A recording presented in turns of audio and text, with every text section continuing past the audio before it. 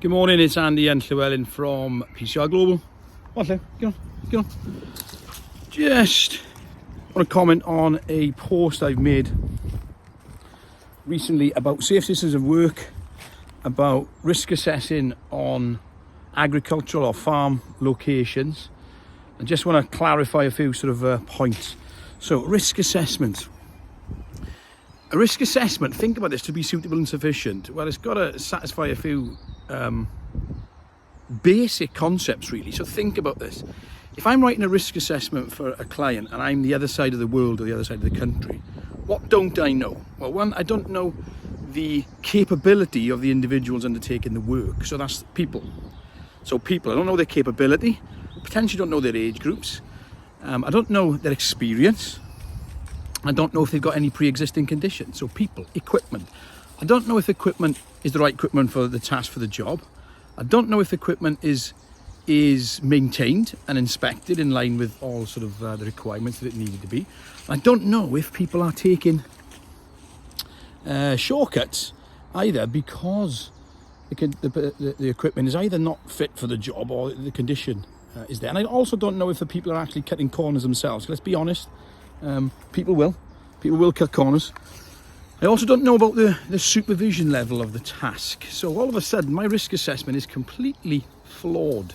It is flawed. So a long-handled screwdriver risk assessment is never really going to work at the point of work. Yes, we can do a high level hazard identification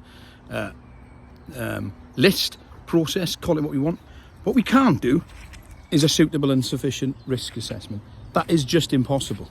So what has to happen is that risk assessment then needs to be looked at by the people doing the work.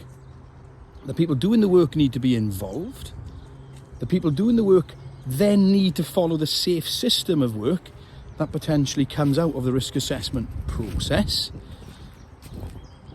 And then those people at the work site also then need to be